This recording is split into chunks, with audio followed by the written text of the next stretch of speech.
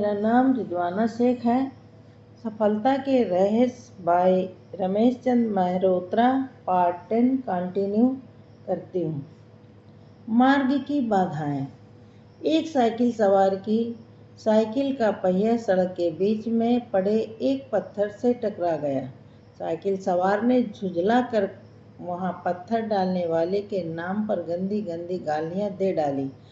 उसके ऐसा करने से ना तो पत्थर डालने वाला का कुछ बिगड़ा और ना ही उसकी गालियां सुनने वाले राहगीरों ने उसके बारे में अच्छी धारणा बनाई।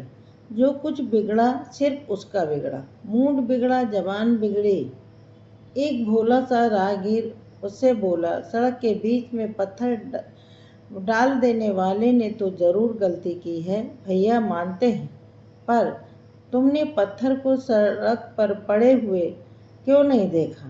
सुनकर साइकिल सवार उस पर भी यह कहकर बिगड़ उठा कि मुझे अंधा कहता है। लोग हंसने लगे। घटना इस घटना में हार साइकिल सवार की दृष्टि की ही नहीं, बुद्धि की भी हुई। यानी जिस व्यक्ति ने पत्थर वहां डाला था उसकी एक तरह की जीत हो गई। साइकिल सवार की जीत तब होती जब वह पत्थर से अपने को बचाता हुआ निकल जाता। उसकी और भी बड़ी जीत तब होती जब वह पत्थर को उठाकर किसी कोने में रख देता ताकि उसकी तरह किसी और की साइकिल उससे न टकराए।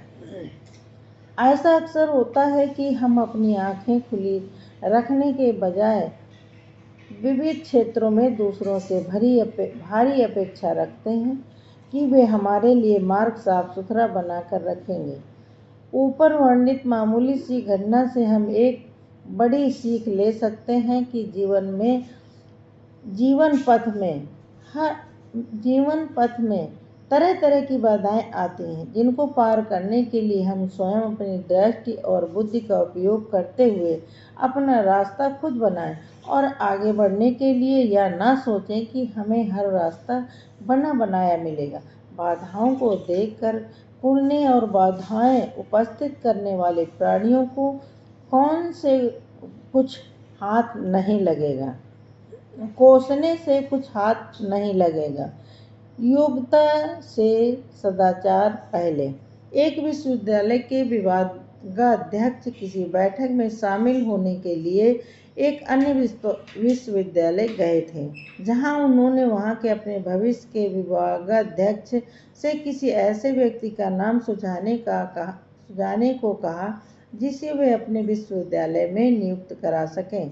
दूसरे विभागाध्यक्ष ने अपने जाने पहचाने एक व्यक्ति की शैक्षणिक योग्यता की धुआंधार गुणगान कर डाला। अपने विभागाध्यक्ष पर्याप्त संतुष्ट होते हुए बोले कि यह सब बिल्कुल ठीक है, पर अब यह बताएं कि वह आदमी कैसा है। उनका मतलब यह था कि वह व्यक्ति शैक्षणिक दृष्टि चाहे कितनी भी अच्छी हो, पर यदि आदमी के रूप में अच्छा नहीं है तो बिल्कुल बेकार है। सिद्ध है कि सदाचार का नंबर पहले आता है, विद्वता का बाद में। आप किसी अविद्वान लेकिन शरीफ आदमी को भले ही बर्दाश्त कर लें, पर ऐसे विद्वान को बर्दाश्त नहीं करना चाहेंगे जो दुष्ट प्रकृति का हो। रावण बहुत विद्वान था, पर आप उसे पसंद नहीं करते क्योंकि एक हल्का फुल्का उदाहरण लें, यदि किसी बड़े ओहदे पर बैठा हुआ अधिकारी सुभ्रांत महिलाओं के भी सामने माँ बहन की गालियां बक देता हो तो उसे आप जरूर निम्न स्तर का कह देंगे। औलाद वही अच्छी कही जाती है जो बहुत योग्य और बड़े पद पर आसीन होने के बाद भी अपने अनपढ़ माता पिता तक के प्रति सदाचारी रहती है, बशर्ते वे भी दुराचारी ना हों। किसी विद्वत्ता इस दूसरों के दिमाग से आगे नहीं बढ़ती जब किसी का सदाचार दूसरों के दिल तक पहुंचता है। यदि आप दूसरों के दिल को छूना चाहते हैं तो आप सदाचार के गुण से युक्त हैं। दूसरी ओर यदि कोई परम योग वैज्ञानिक अपनी सारी योग्यता केवल विध्वंसकारी वस्तुओं के आविष्कार और निर्माण में लगाता है तो उसे शायद ही कोई व्यक्ति अच्छा आदमी कहना चाहेगा। कर्म से फल का नाता। इस बात को बच्चे भी सिद्ध कर देंगे कि आदमी का जैसा कर्म होता है वैसा ही उसको फल मिलता है। यही आप खुशबूदार फूल सूंघने का कर्म कीजिए, आपको अपनी तबीयत खुश होने का अच्छा फल मिलेगा। आप बदबू सूंघने का कर्म कीजिए, आपको मन खराब होने का फल मिलेगा। आप संतुलित भोजन कीजिए, आपको अच्छे स्वास्थ्य का फल मिलेगा। आप नाक तक ठूस ठूस कर ऊल जलूल खाइए, आपको सड़े हुए स्वास्थ्य का फल मिलेगा। आप अपने बच्चों को सही मार्ग पर चलने का कर्म कीजिए, आपको जीवन भर सुखी रहने का फल मिलेगा।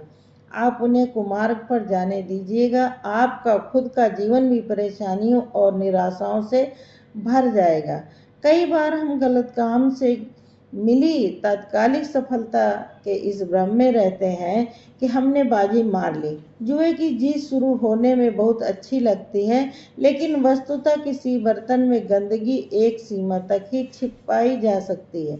बर्तन भरने के बाद वह चारों ओर गिरकर सड़ान फैलाने लगती है, जिसके फलस्वरूप पूरा समाज उस पर थू थू करने लगता है। कई बार हमें लगता है कि हमें अपने अच्छे कर्मों का सुफल नहीं मिल रहा है। यह भ्रम भी है, क्योंकि यदि हम अच्छे कर्म कर रहे हैं तो हमें सुख का सबसे बड़ा आधार संतोष अवश्य मिलना चाहिए। दूसरे, हम अपने कर्मों का मूल्यांकन करता और बदले में मिलने वाले इनाम का निर्णायक स्वयं को समझ बैठते हैं, जबकि निर्णायक होते हैं समाज के सब लोग। धैर्य रखिए, यदि अन्य बातें समान हों तो भोजन को पचकर खून आदि बनने में एक निश्चित समय लगता ही है। सुफल की परिभाषा भी सरल नहीं है। अपने विवेक से हम इस बात को परखें कि अच्छा फल पाने के लिए हम अधिक स्वार्थी तो नहीं हो रहे हैं। परीक्षा में अच्छे उत्तर लिखने वाले विद्यार्थी अनेक होते हैं, पर वे सब एक समान बहुत अच्छे अंक पाने वाले नहीं हुआ करते। तुलनात्मकता और अपेक्षिकता अनिवार्य है। कर्मों के मामले में हमें यह तथ्य स्वीकार करना ही पड़ेगा कि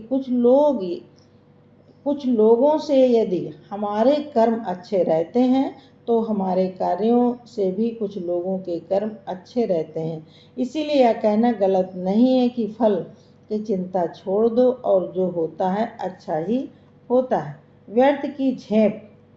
एक साहब अपने स्कूटर पर पीछे गैस सिलेंडर रख कर ले जा रहे थे, जिसे उन्होंने एक चादर से ढक दिया।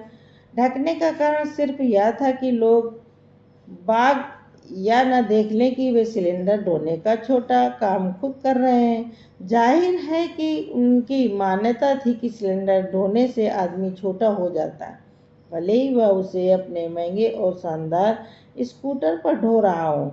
सच्चाई यह है कि आदमी जब मन से छोटा होता है तब वह बाजार से खुली झाड़ू खरीद कर लाने में भी अपने को छोटा समझता है और घर का कूड़ा बाहर यथास्थान फेंकने में भी अपने को छोटा समझता है कि कहीं कोई उसे देखकर नरक का प्राणी न समझ ले। ऐसे लोग घर का और अपने दिमाग का कूड़ा भी यथा समय बाहर फेंकने में विफल रहते हैं। इसके विपरीत आदमी जब मन से बड़ा होता है तब उसे ये छोटी छोटी बातें बिल्कुल नगण्य लगती हैं। उसकी इज्जत इतनी ढुलमुल नहीं होती कि वह सिलेंडर ढोने या झाड़ू हाथ में लेकर चलने या कूड़ा बाहर फेंकने से डामाडोल हो जाए।